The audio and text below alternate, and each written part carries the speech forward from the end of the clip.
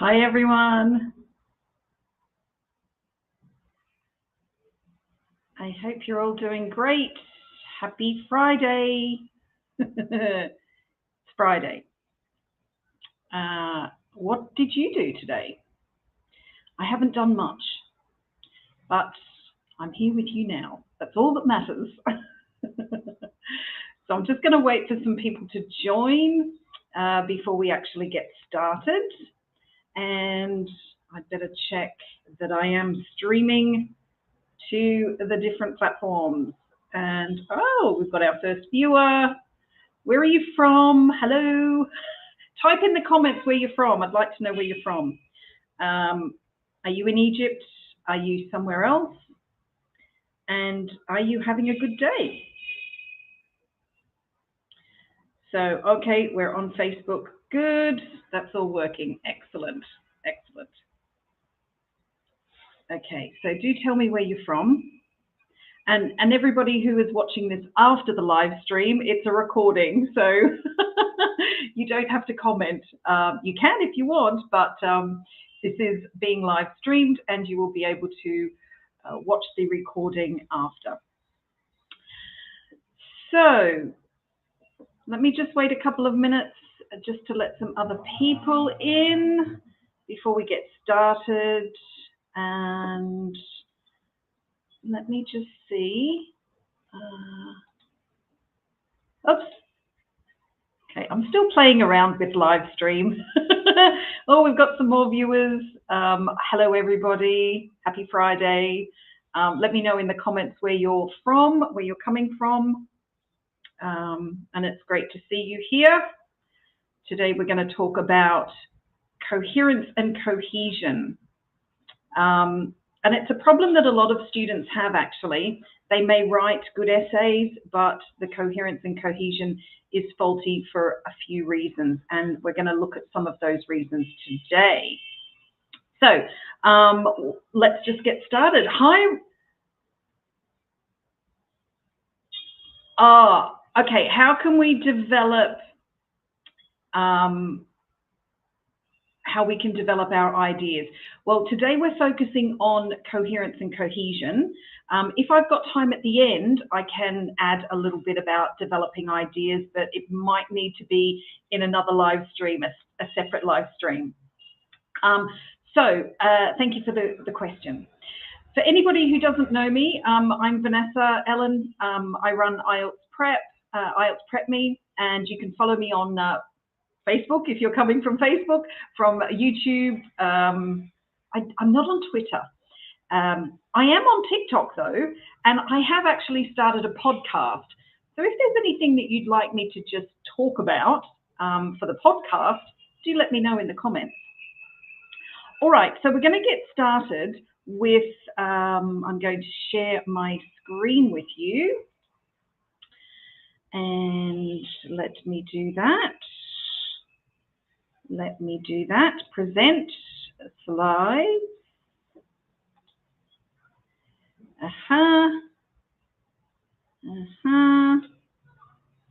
Oops.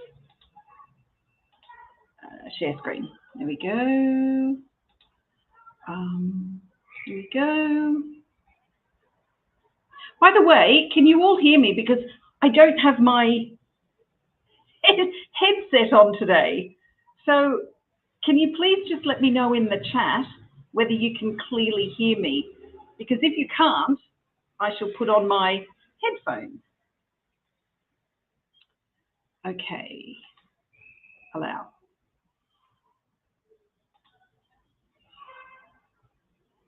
Aha, let me make it a big one on screen. Okay, I want to go back.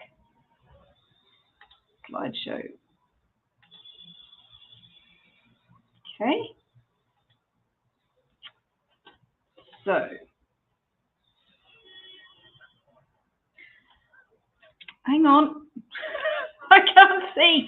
I'm going to have to do it this way, unfortunately.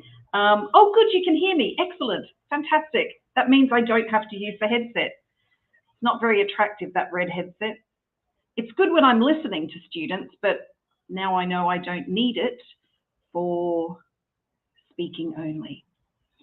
Okay, so let me see if I can start this from the beginning. So you've got it on the big screen. I want it on the big screen. And I hope that you can all see clearly. Am I still there? I don't know. I can't see the screen. Let me check. Let me check. Technology is not my thing. I need somebody here to show me how to use it all. Okay, I think you can see it if I leave it here. Is it clear?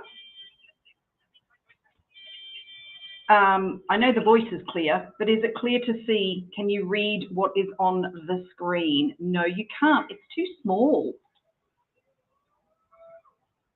It's too small. What if I try this? There we go. Yes, now you can see me. And you can see the screen. I might actually make it a little bit bigger as well, just to be easier for you. I think I've got the hang of it now. Okay, so cohesive devices. If you're unsure, or if you've never heard of what cohesive devices are, they are basically linking words. They're the glue that stick our sentences together and our paragraphs. They are essential. You must be using cohesive devices. And these cohesive devices form, or they are made up of, linking words, connectors, discourse markers, transition signals that move our ideas, move our sentences, move our paragraphs along so that it's very easy for the reader to follow. If we don't use these cohesive devices correctly, it's going to be a mess. It's going to be like you've lost part of the glue and something's fallen. You don't have that connection anymore. I like to say that cohesive devices, when you use cohesive devices, it's like a river. You've got a nice river flowing naturally, and there's nothing stopping the flow of the water. If you are not using cohesive devices, it's like you're running into a big rock, because you've got this nice flow, then it stops because there's a rock there. And in this case, it's that there is no cohesion. It's not sticking together. So they are very important to be using. According to the marking criteria, at a band 6 for coherence and cohesion, it clearly says here, uses cohesive devices effectively, but cohesion within and or between sentences may be faulty or mechanical. So it says that you're using the devices effectively, but there's something wrong with them. Either you're not using them accurately, or they're being used in a mechanical way, and I'm going to show you what that means a little bit later. In order to get a 7 for coherence and cohesion, uses a range of cohesive devices appropriately, although there may be some under or overuse. You do have to be very careful.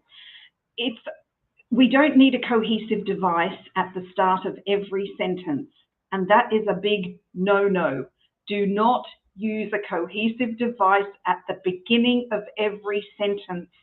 If you do that, it seems that you are using them mechanically. You don't know how to use them accurately. You are just throwing the cohesive device in there because you think you have to. So that will actually cause you to get no more than a 6 for coherence and cohesion. And I find this a lot with students. They write good essays, but I have to say you're not going to get more than a 6 for CC because you've got this mechanical use of cohesive devices. We also see it at the beginning of paragraphs. Sometimes students will use these introductory phrases, these transition signals, and they use it mechanically. And again, I'm going to show you what that looks like a little bit later. So please do not start every sentence with a cohesive device. It is not necessary, okay? All right, I'm going to go back to this view, and I am going to put it on the big screen because I'm sure you're going to be able to see both. So let me just change that over, and there we go. Oh, I've opened the wrong one, I think. Hang on. There we go. Okay, let me just see. Yeah, that's right. I'm using the right one. Using the right one from Coherence Slide. Okay, so I'm going to give you some phrases, some cohesive devices that you can use in your introduction. So when you want to acknowledge a fact that's in the question, or it is a fact that is widely known, then you can use phrases to start like "it is true that." But only use that if it's actually true. If you know that it's true, or if the question is mentioning a fact, not an opinion, but a fact, okay? You can also use things like "in recent times" or "recently," but you are only going to use that if it is recent. Not 10 years ago, not 20 years ago. That's not really recent. Well, it could be, depending on the question, but just be very careful about your time phrases, because if it's not a recent thing that you're going to talk about, like, for example, there have been many developments in medicine recently. Well, there's always been development. I wouldn't say that it's recent, because there's been ongoing improvements in medicine. So to say recently, to me, it doesn't really make sense. You would have to say something like, recently there has been a surge in medical discoveries, so there's been an increase in it. That would work. But if you just said recently, to me, it doesn't really make sense, because I know that that development of medicine has been going on for years. So just be careful with your time references. Things like nowadays as well, just be careful of it. When you're presenting an argument, you can be using "some people believe," "some people are of the opinion that," "there are those who believe," or "there are those who are of the opinion that," "it has been argued that," or "however others believe," or "however others are of the opinion that." Try not to use a topic of debate or "it's a controversial issue" unless it is actually a topic of debate. Just because there are two views does not mean that it's a topic of debate. Do you hear people talking about this, having an argument or a deep discussion about these two views, this issue? No, then it's not a topic of debate. Then it's not a controversial issue. Okay, so you do have to think. Don't just use these words because you think that they sound good or because you've read them in another essay. You have to use them if they are appropriate for the question and if it is actually a topic of debate or a controversial issue. Okay, so make sure that you use those appropriately.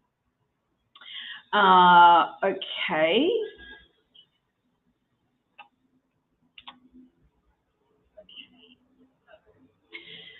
When we want to connect ideas, when we want to show the conclusion of a result or result of an idea, we're going to use, I think my slides are out of order. Oh, sorry, I think my slides, yes, I think, hang on, I'm sorry. Just bear with me, everybody. I'm just going to stop that screen share because I think I'm out of order. I'm out of order.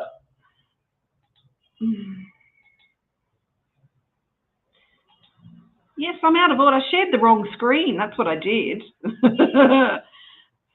So let me put this one up correctly. Yeah. Okay. Again, we shall try again, Vanessa. Try again. And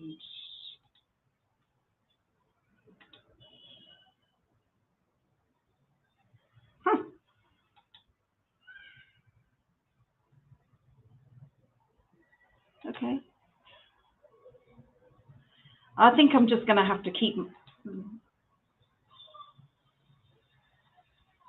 Yeah.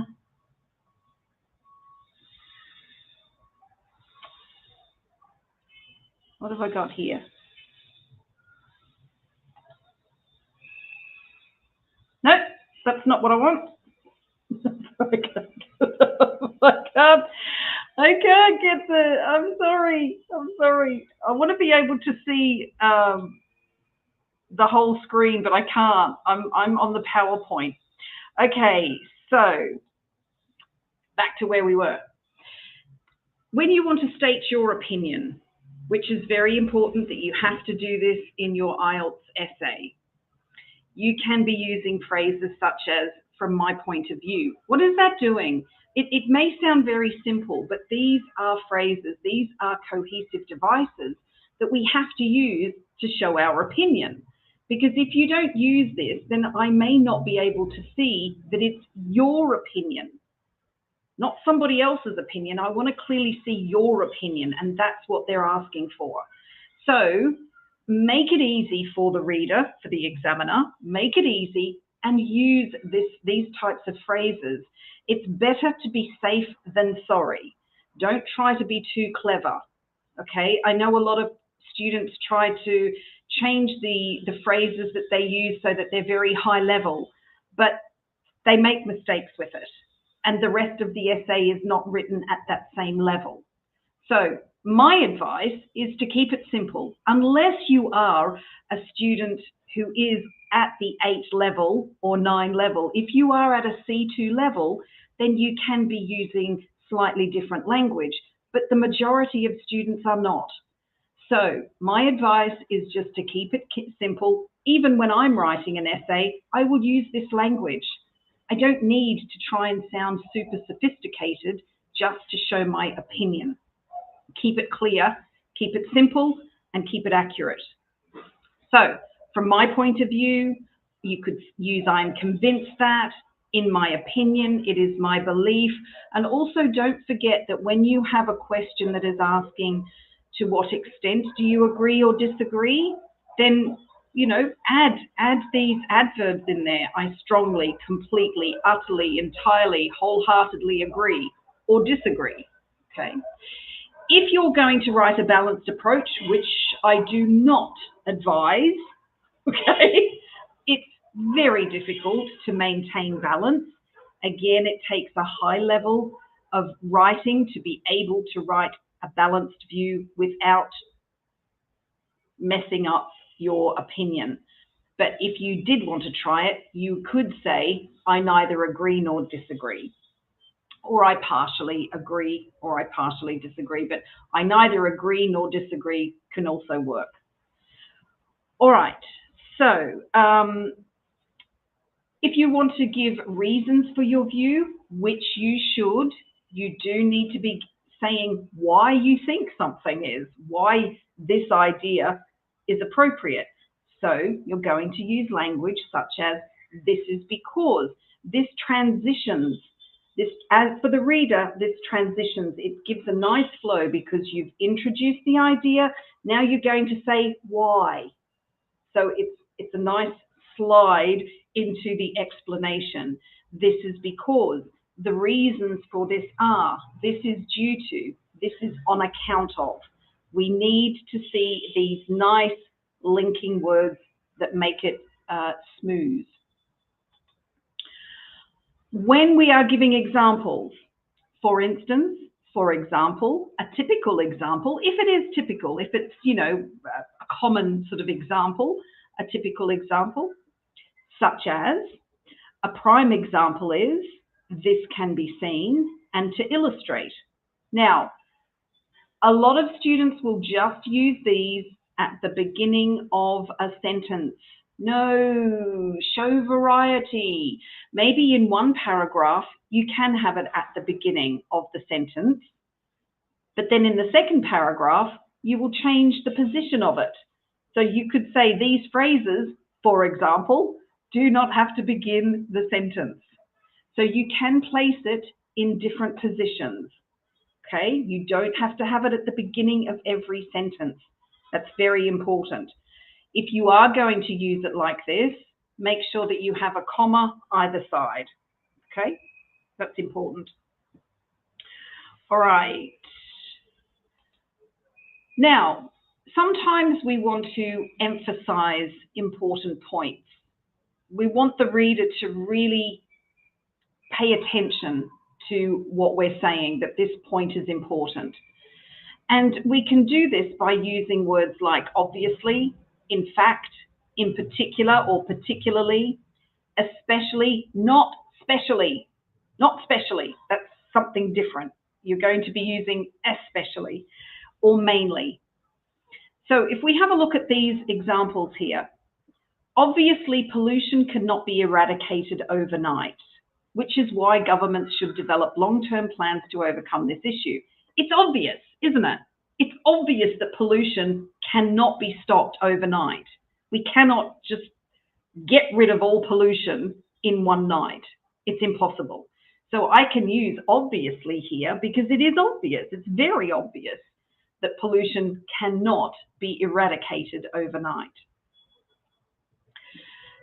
Using in fact, obesity continues to be a major cause of diabetes. In fact, now in fact here is emphasizing that I'm giving specific information here that I really want the reader to pay attention to.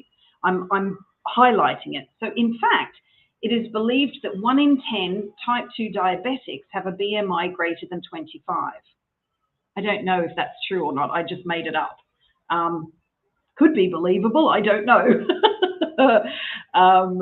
So I'm just highlighting why obesity continues to be a major cause of diabetes, okay? Because if you've got a BMI of over 25, I believe that is classed as being obese.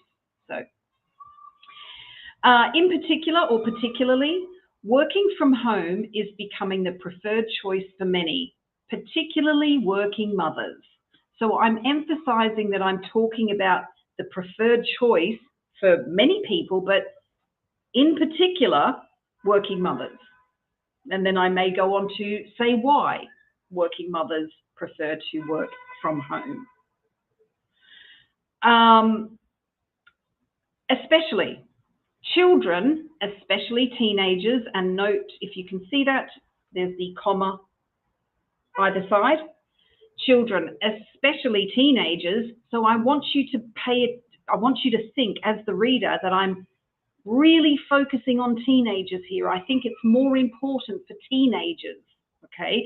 So especially teenagers should learn the value of money before they finish school. Then we have mainly. Traffic accidents continue to occur on busy roads, mainly, so my emphasis, I'm saying this is the main reason, mainly due to excessive speed and poor road maintenance.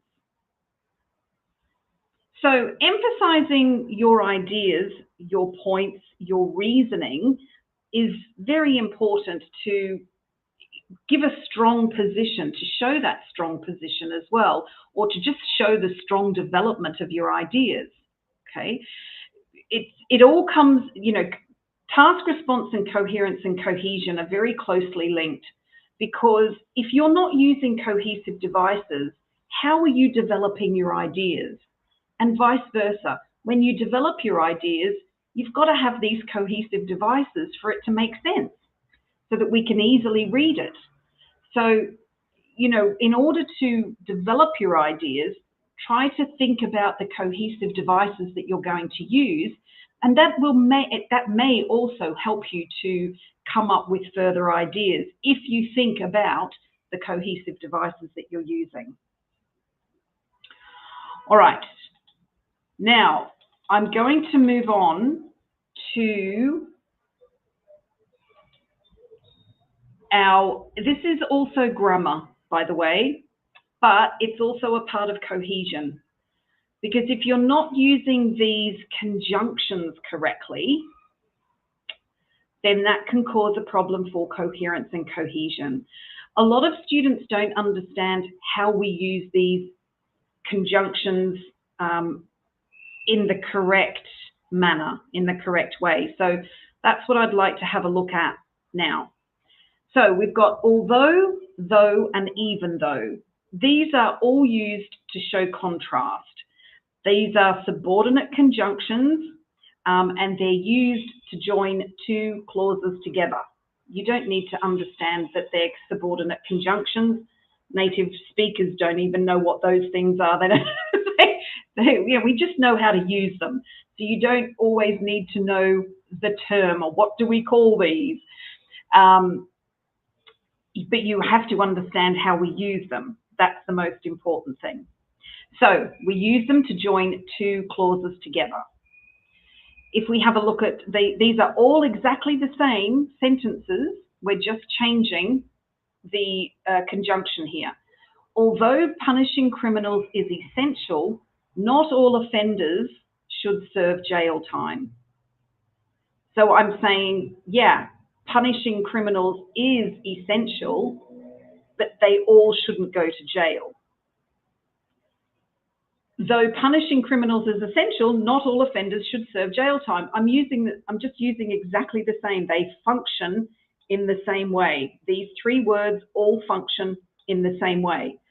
So maybe you would like to use an although in the introduction, and then use even though in body 2. You can use all three of these because they are different words. You are showing flexible use of these words. You don't want to use the same one. I would not be using although. That's not showing variety, is it?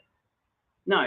So you've got 3 there to choose from. You don't have to use all 3 of them, but I'm saying if you can just show that variety, it shows the examiner, this person knows that there is an alternative to although. They know how to use these conjunctions to show that contrast. Even though is a little bit different than although and though because it adds extra emphasis. So you can use them all in the same way, but like I said, remember that even though just adds a little bit extra stress or emphasis on the point. So even though punishing criminals is essential, not all offenders should serve jail time. I'm not even looking to see if anybody's got any questions. Isn't that terrible? Let me just jump back onto StreamYard so I can see. No questions? Okay, cool. I hope it's all clear then.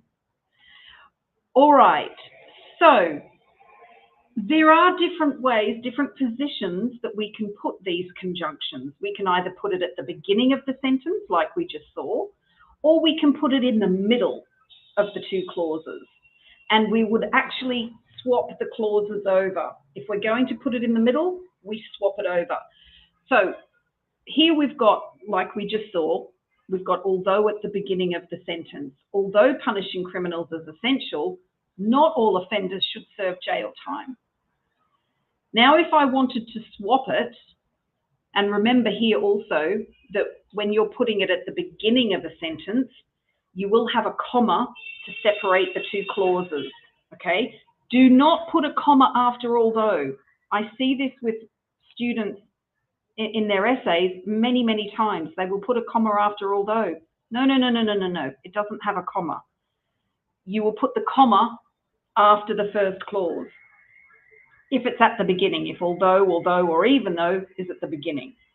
If it's in the middle, there is no comma between the 2 clauses.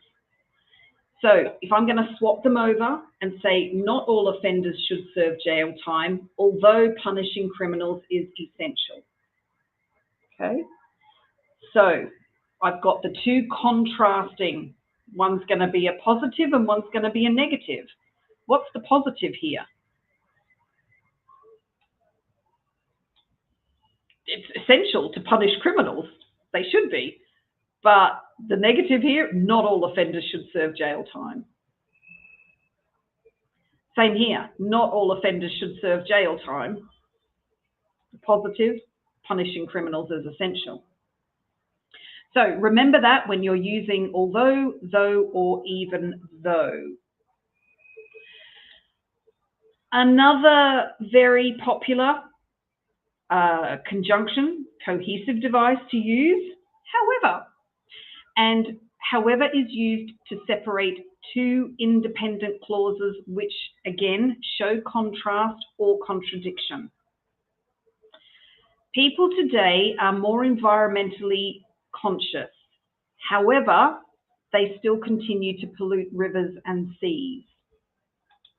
I'll just make that a little bit bigger, easier to read. So we've got a positive here. People today are more environmentally conscious. And then we're introducing the negative aspect to it. However, they still continue to pollute rivers and seas. As you can see, if we've got the however at the beginning here, so you've got your first clause, then you can stop it, right? You don't have to connect it. You can stop. Put the however and then a comma after however and continue with the second clause. You can do it that way. Or you can try to be a little bit more complex and actually join it.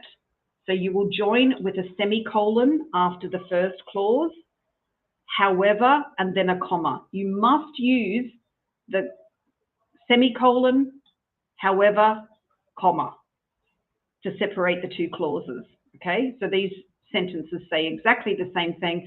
I'm just showing flexibility of how I am using the word however in terms of grammar, punctuation. Also, sometimes for the reader, it can be a little bit basic just to have this one sentence and then the other sentence. I mean, just two sentences like that.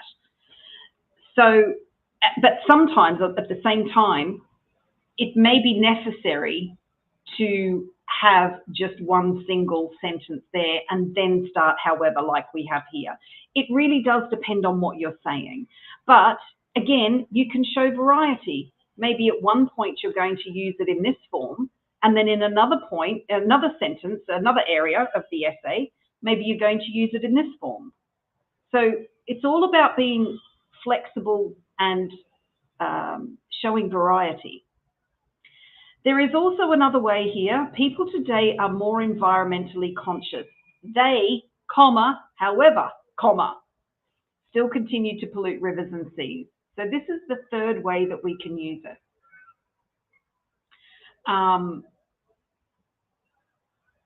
Like I said, variety, okay? Could we use the same, if we were to say, because maybe some people are going to ask the question, can we use this form here with a different conjunction? Like if we were to say furthermore, they, furthermore, still eat a lot of junk food.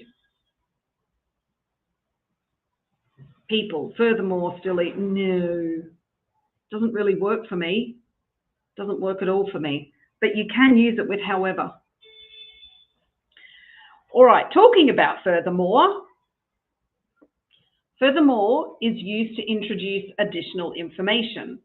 So it works very well if you, in your body paragraph, if you're moving to the next point, then, or you're adding extra information to the idea that you've already mentioned, then you use furthermore. Moreover is used differently. Please pay attention to this, everybody.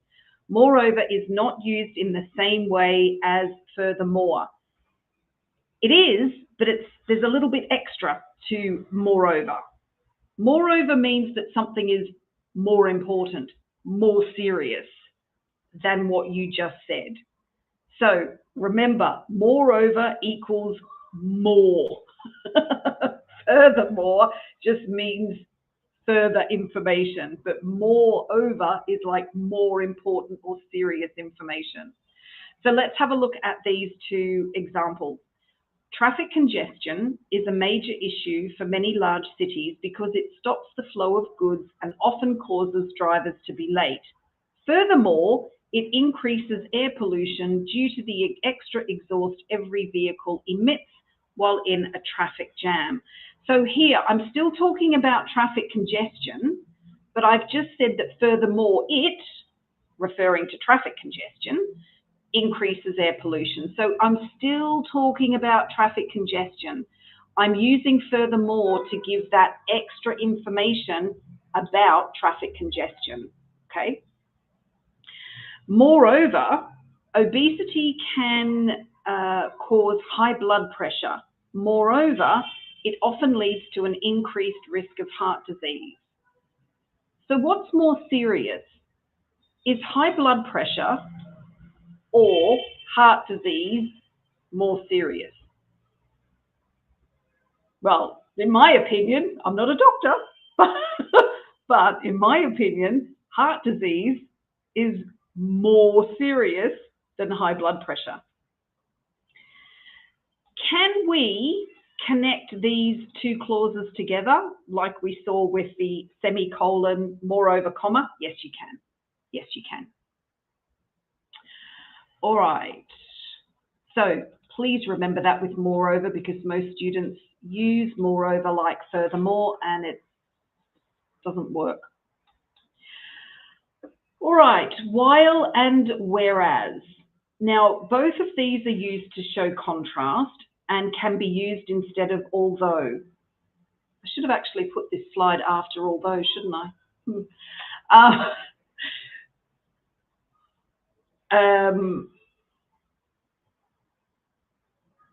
I'll wait until I finish. I had another idea then, and I'll wait until I finish.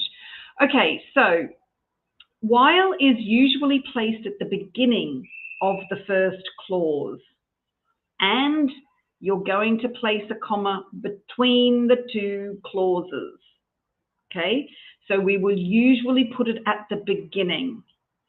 While education should be free for certain sectors of society, comma, strict monitoring is required to maintain fairness.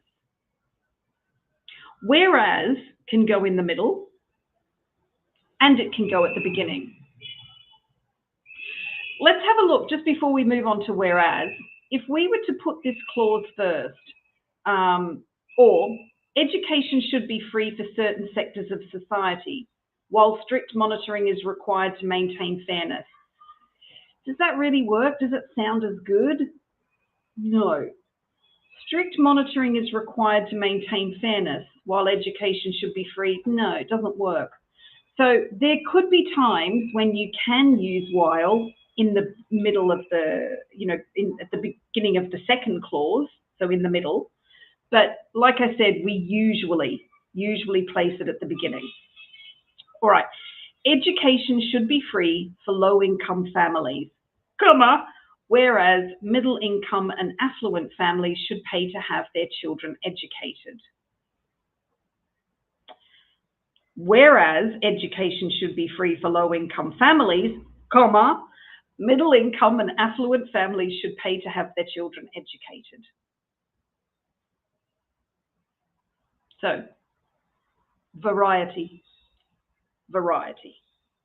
And if I do this enough times today, comma, I'm hoping that when you write, you will remember, comma, and you may even do that, comma. I have to say it multiple times. Okay. If we want to connect our ideas, when we show the conclusion or the result of an idea, and I'm not referring to the final paragraph, the in conclusion, no, I'm talking about when we are explaining our idea and we want to show the conclusion or the result of that idea. We can be using therefore, hence, as a result, consequently, thus. When you use these, make sure that you've actually mentioned the idea before you use the transition signal. This is the transition, okay? So speed is the main cause of traffic accidents. Therefore, speed limits should be reduced. So this is my,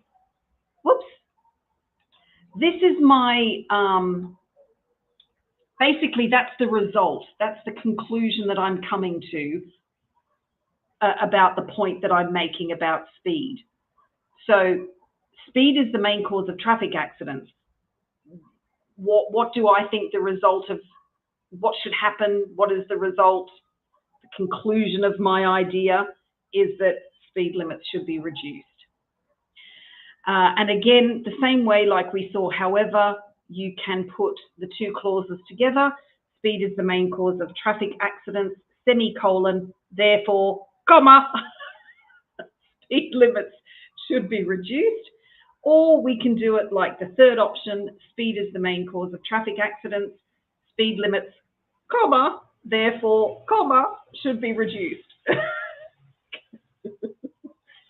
I just make myself laugh. So those are, it's just a very quick, I mean, it's not everything about all of those cohesive devices, but it's just to give you a bit of an idea to hopefully be able to use them a bit better, use them accurately, and to see how we need to be using these cohesive devices in order to have a nice flowing essay, like a nice flowing river. Now, what I'm going to do is show you an essay. I haven't actually done all the, I still have the corrections in there, so you'll have to forgive me for that because I didn't have time to, oh, sorry, Mohammed, I've just seen your question.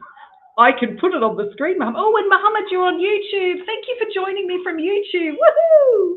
I think everybody else is on Facebook. I think you're the only one that's on YouTube. Thanks. How to use contrast for development. I know only how to add for development. Can you explain how developing an idea using contrast? Hi, Zahra. Thank you for joining. And hello, everybody, for joining. Thank you so much for being with me. How do it, well, let's have a look. Let's have a look at this essay and hopefully that will answer your question, Mohammed. Thank you for the question. Right, what am I doing? Vanessa, what are you doing? What are you doing? Share screen.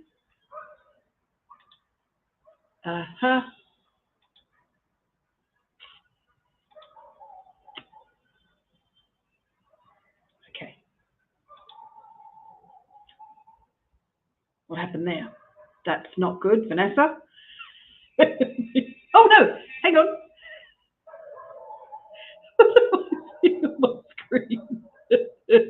That wasn't a good idea, Vanessa. I have to figure this out. Okay, now let's if I do this,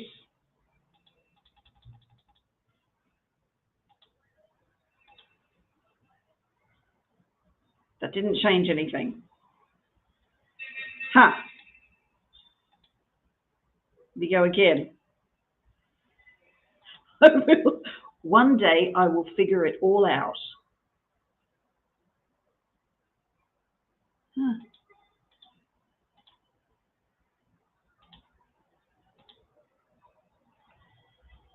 Why can't you see it? It's too small. Okay, I'll have to go back to that view. Like I said, forgive me, I haven't actually removed all the corrections with this essay.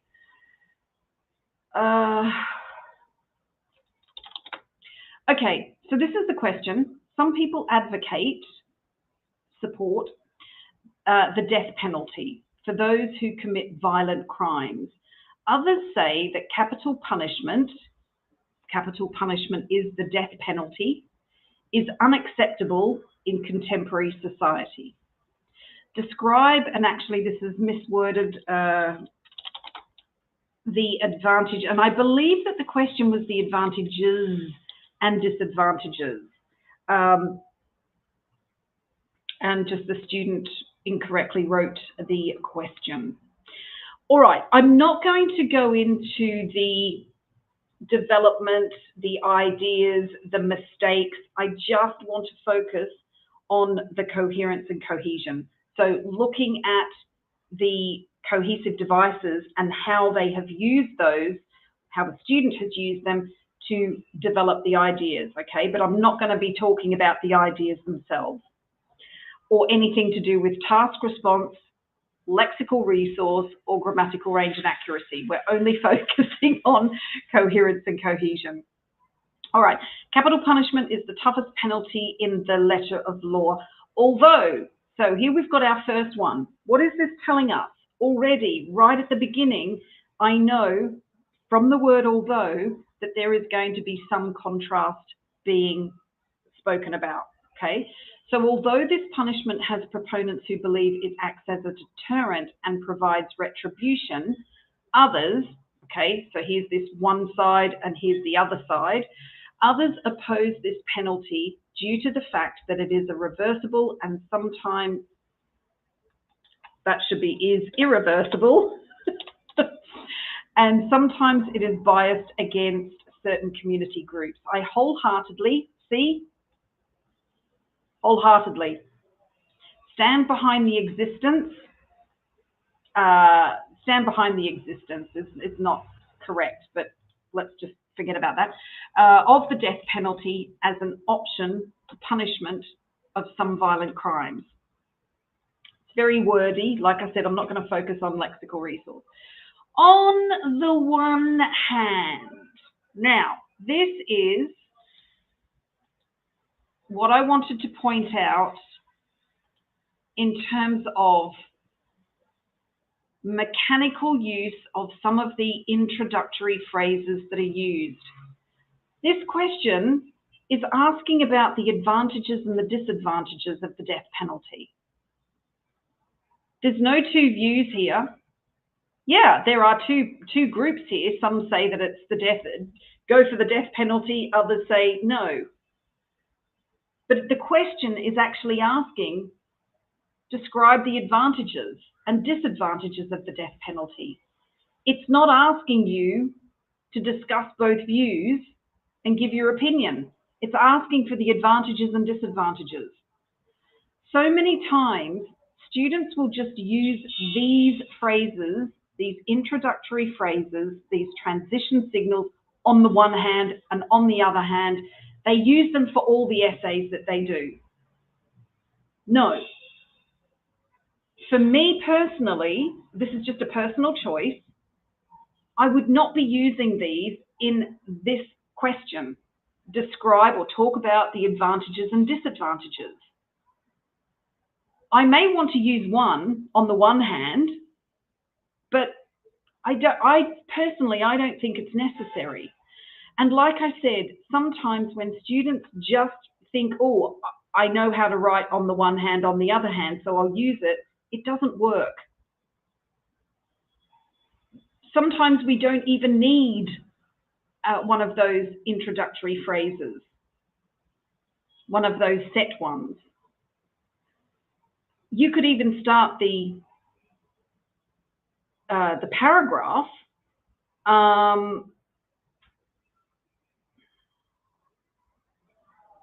by the way, abortionist is a totally wrong word there.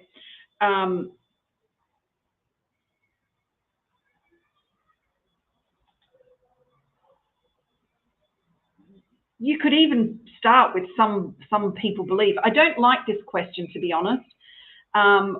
Personally, I think that it should be a discuss both views and give your own opinion, but this is the way that the question was presented to me by the student, and I don't know where the student got it from. I have searched for the question.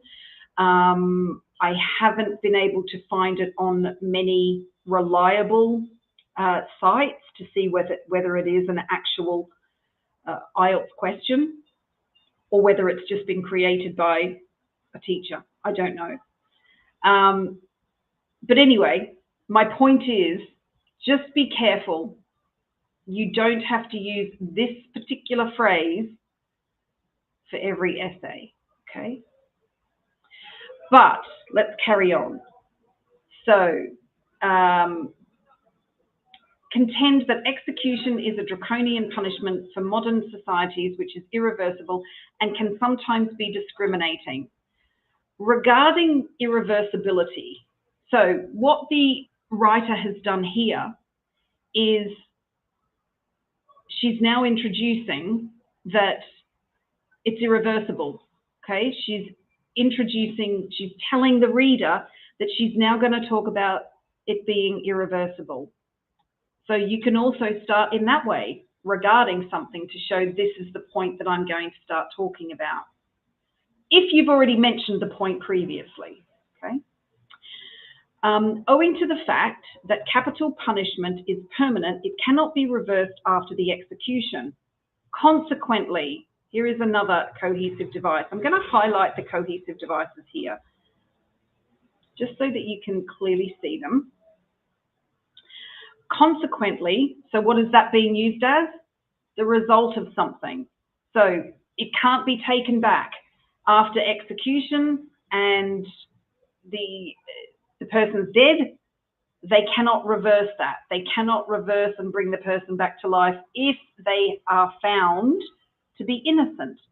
Consequently, if any executed convict is exonerated later of the crime, nothing can be done to save them. Furthermore, and she forgot the comma. By the way, I keep saying she because it was a female who wrote it. Furthermore, comma, consequently, comma, on the other hand, comma. Can you see how these introductory phrases will have a comma? Furthermore, so she's now going to bring on extra information, more information here, additional information. In some trials, racial and economic prejudice are contributory factors in the judge or jury's verdict.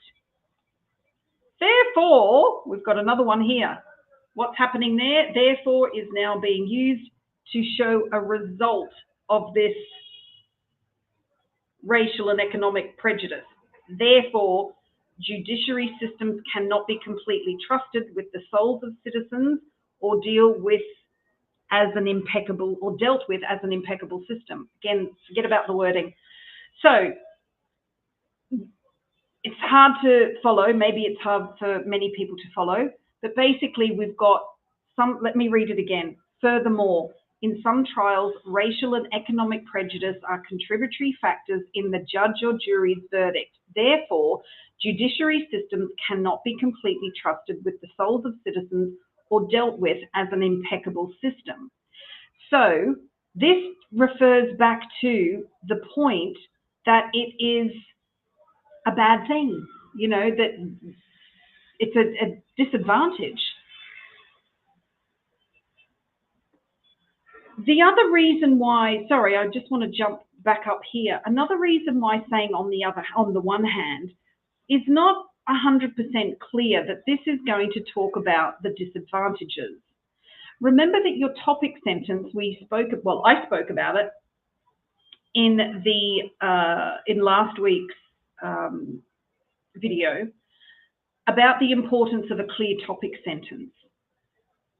So does this actually clearly say that it's related to the disadvantages? I mean, we can gather from the words that are being used that it's not a good thing. But again, remember that this is supposed to be talking about the disadvantages. So it would be better, instead of using this on the one hand, is to be mentioning something about the disadvantages or the drawbacks.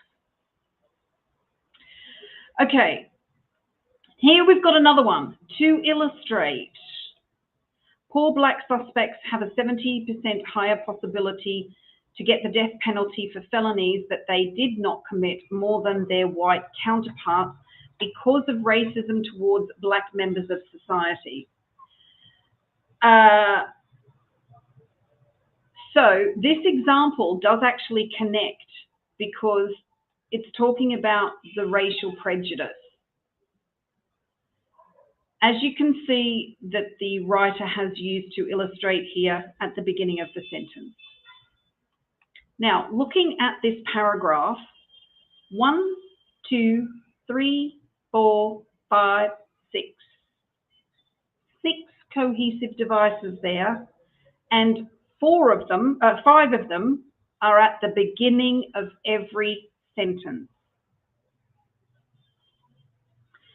Is that going to be seen as mechanical use? Possibly. Let's carry on and see what happens in the next paragraph if the same applies. On the other hand, so like I said previously, you could introduce and say, regarding the advantages, or however there are also advantages. Vast numbers of people, myself included, should be a comma there. So the writer has added this to show her support, even though she doesn't have to.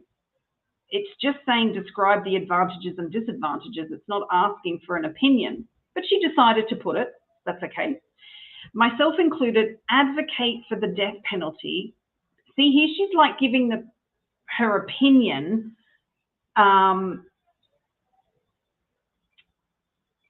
And I hope that she's going to now add why, because it's an advantage. Advocate for the death penalty because it provides both retribution and deterrence. Okay. Again, she's used this concerning retribution. So she's used a very similar structure here as regarding irreversibility. And actually, she's made that the whole phrase there, concerning retribution for the act of crime. It is known that not only do victims suffer from violent crimes, not all victims suffer from violent crimes, such as murder and rape, but also their close family members and friends endure the loss of their loved ones or try to help the victim overcome the horrific experience.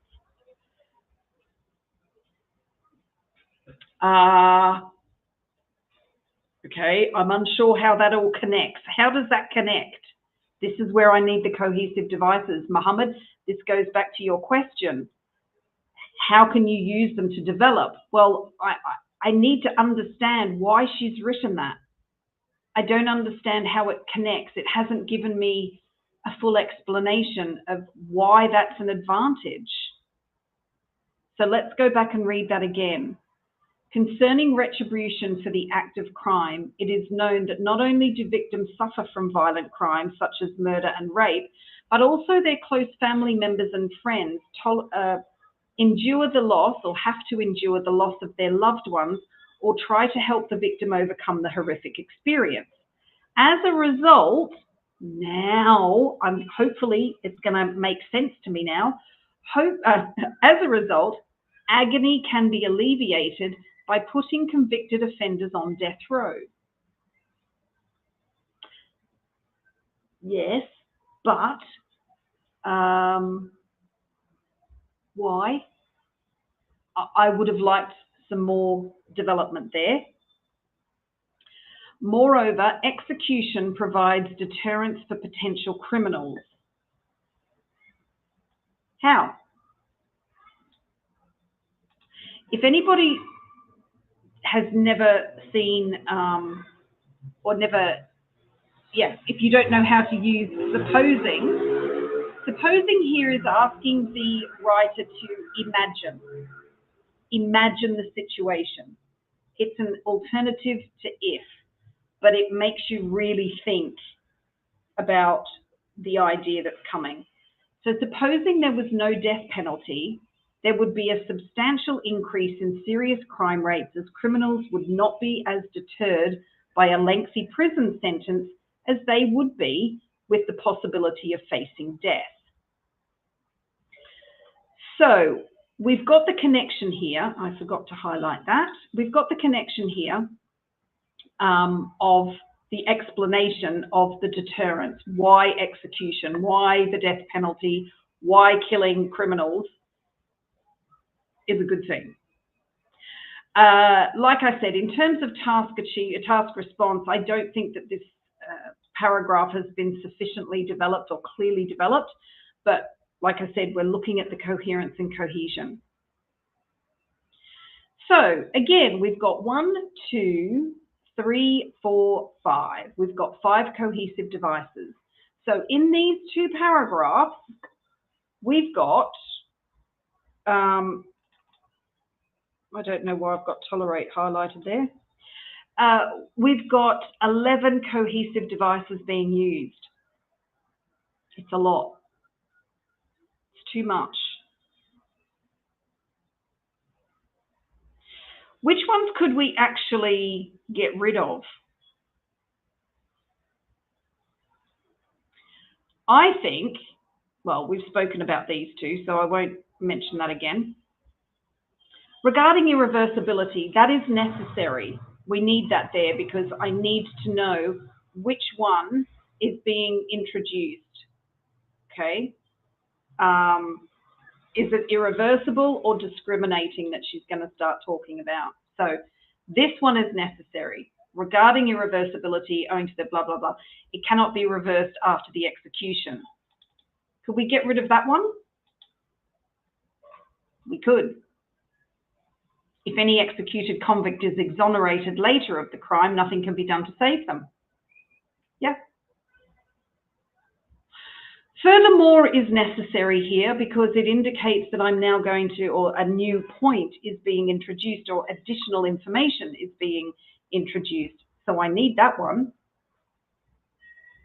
I need the therefore because, one, it's showing grammar, it's showing grammar structure, but also it works well.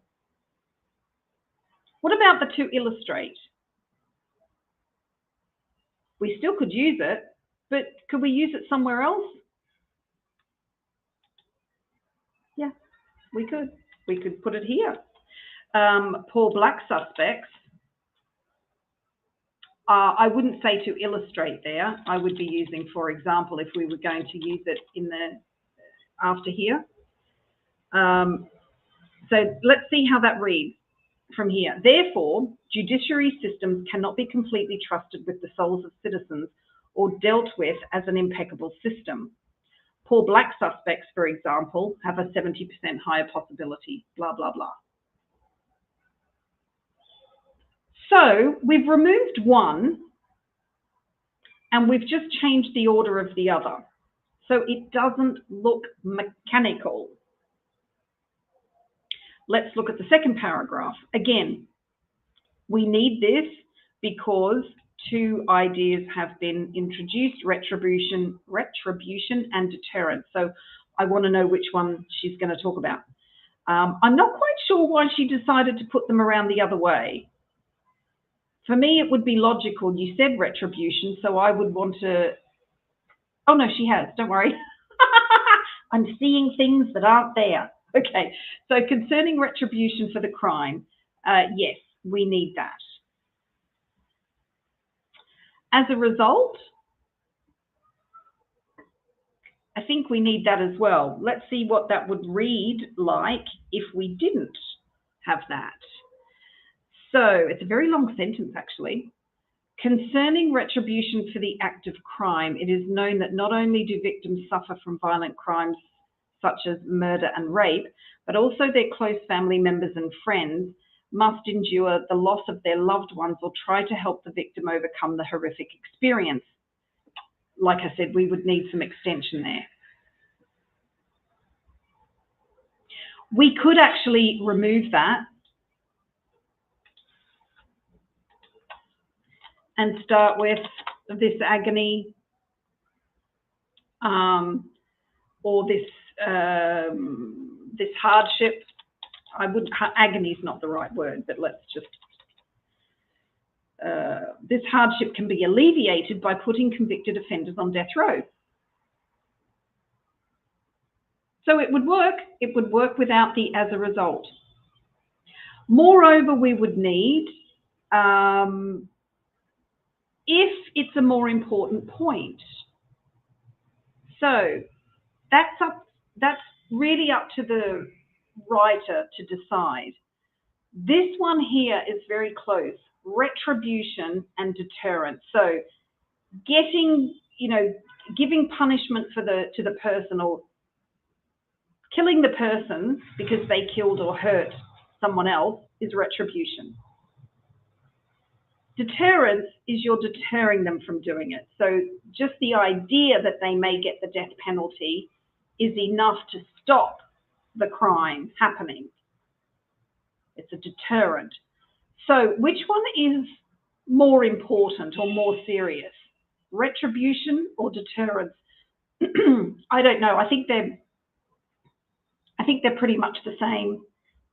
Excuse me. So I think it would depend on your own perspective when you're writing to know whether furthermore is the right, moreover is the right word there, and which order you would put those ideas in. Do you put retribution or deterrence first? Which one is the more important or more serious issue? So, like I said, think about from your perspective which one you think is more serious, and also in real life, what would be more serious?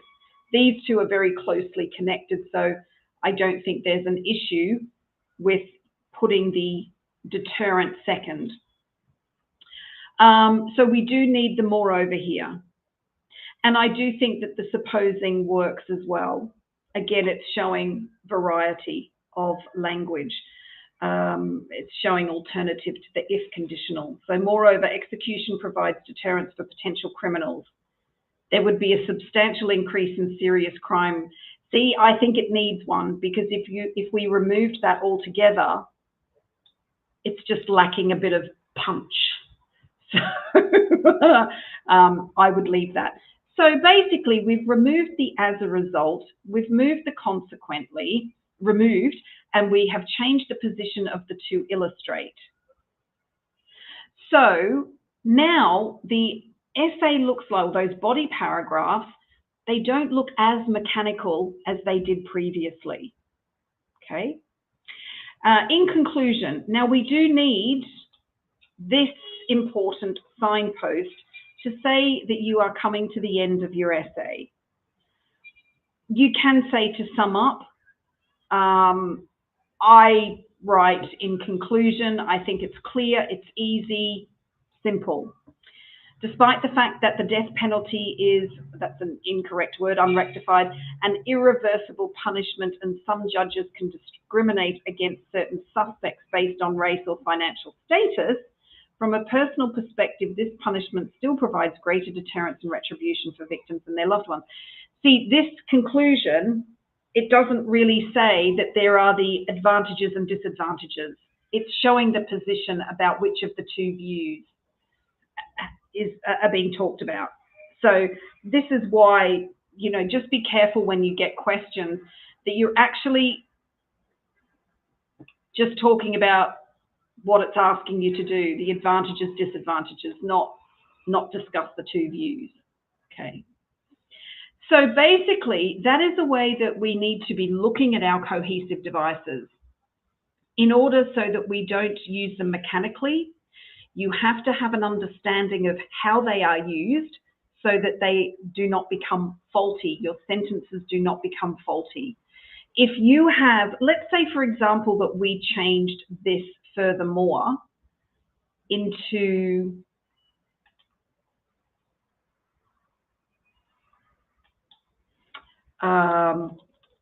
if we said what? Let's try this. I want you to read it now. If any executed convict is exonerated later on from a crime, nothing can be done to save them. For example, in some trials, racial and economic prejudice are contributory factors to the judge or jury's verdict.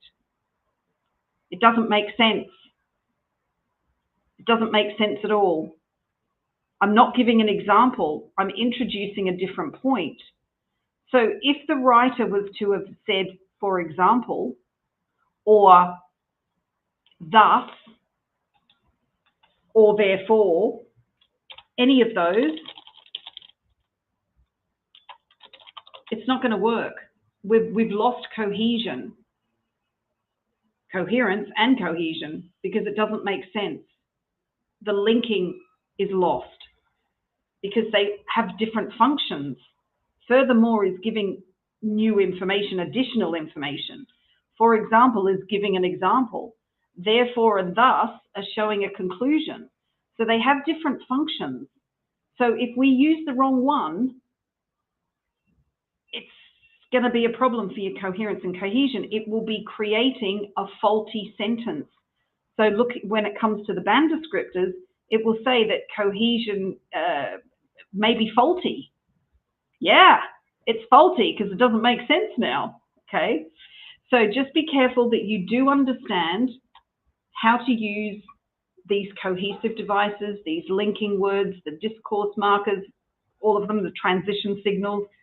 They all come under the umbrella name of cohesive devices. So make sure you understand how each one is used, in what situation they're used. Also, make sure that you are not putting one at the beginning of every sentence. Have a read of what you've written and see, does it make sense if I remove it? Do I actually need it there? Is it really necessary? At Band 9 or C2 level writers will be able to write essays with very limited cohesive, obvious cohesive devices like these, because they're able to manipulate and flexibly use the language to show the cohesion without using these obvious cohesive devices. We still use them, absolutely, but I'm saying we use less of them. So don't think that adding more cohesive devices will be good for your score. No, it's about using them accurately, flexibly, to make sure that that flow of the essay is clear and it's easy to read.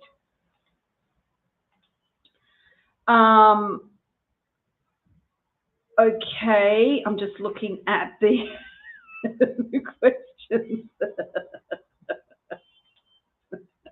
Mohammed, punctuation matters. Yes, yes, yes, yes, yes. Punctuation is extremely important because if you don't use correct punctuation, first of all, it's a grammar mistake. And according to the marking criteria for grammatical range and accuracy, it mentions punctuation, that you either have good control of punctuation or you make a lot of mistakes, which causes difficulty for the reader. Punctuation is used in order to highlight certain words like introductory phrases like we've just looked at, you know, regarding irreversibility. On the one hand, comma, yes, we need them because they need to stand out. These words need to stand out. If you don't use punctuation accurately, it can cause a problem. It can cause like a big rock in the, another big rock in the river. So you don't have that nice flow, or the flow is like, you know, we're now getting into the rapids because I can't follow. It's harder for me as the reader to follow without punctuation. So yes, punctuation does matter. It certainly does. Yes, Zahra, yes, you're right. That question, I do believe it comes with a agree, disagree, or no, not I agree. I would disagree with that. I would say probably discuss both views because there are two views presented. But we don't know. We'll never know. Why the cohesive devices are too much? Like I was saying, we don't need these obvious cohesive devices all the time. And like I said, the more advanced, as you advance in your language, you will use less of them. So certainly somebody at a 5, 6, 6.5 will use them. They use a lot of them in order to connect the sentences. As you get into the higher levels, like I said, for 8 and 9, for coherence and cohesion, less cohesive devices will be used, less of these obvious cohesive devices because they're not needed. Because we can use our language in a more flexible way. How much is too much? How much is too much? Okay, too much is at the beginning of every single sentence. You can see here in this first paragraph, I think there are 7 sentences and there are 7 cohesive devices. 1, 2, 3, 4, 5.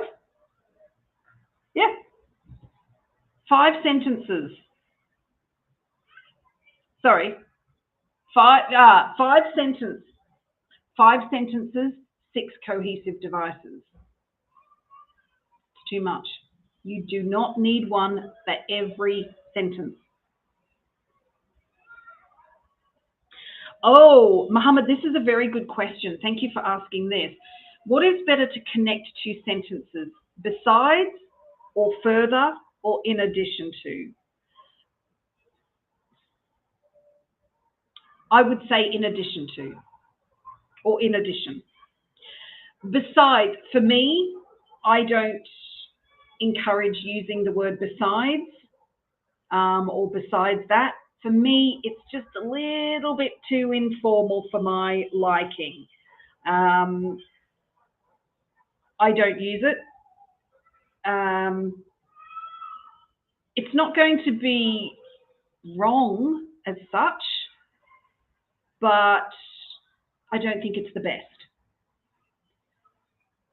Between besides or further, we're not going to just say further.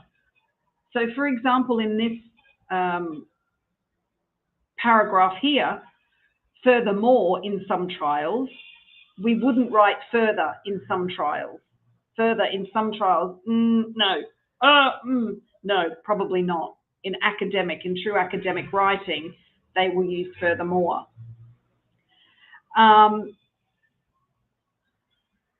I would be careful using further because you don't want it to seem too informal. My advice would be stick to in addition or additionally or furthermore. You can also say what is more, what is, don't write what is more. All right, do we have any other questions? Do we have any other questions? I don't think so. So we've been going for an hour, so I suppose we should stop. And it's getting dark. I'm going to be sitting in the dark soon. Even though I've got my ring light on, it's getting pretty dark. So thank you everybody for joining. I hope that the session was useful. I will hopefully, inshallah, be doing another one of these when we will look at, we'll look at lexical resource, and we'll also look at, actually, there's another one that in terms of coherence and cohesion, another big area, problem area, is when it comes to referencing, and that is part of coherence and cohesion. We're going to look at that in a separate session because there's quite a lot to go through in terms of referencing. So I will do that in a different session, and I might even combine referencing and lexical resource together, and then I'll have another session about grammar, and then I'll have another session about developing ideas, and I don't know, I'll just keep doing sessions depending on what you want. So feel free to give me some topics that you'd like me to talk about. If you would like me to, I was actually going to do a series, and I started it on the podcast, but I can do it here where we actually discuss different questions. and try to brainstorm, come up with ideas. So I might actually, I will continue with those. I'm hoping to be doing these live streams a lot more often. So I would like, and probably won't be until next year that I'll start maybe doing them twice a week, but yeah, I'll figure that out next year. Mohammed, do you have another question? If we have 4 sentences that should be connected using in addition, how to do this? Should we repeat in addition? No, not at all. You would use furthermore. No. Why would you have 4 sentences that should be connected using addition? In addition, I don't understand why you would have 4 sentences with in addition. If you're, is that because you're listing?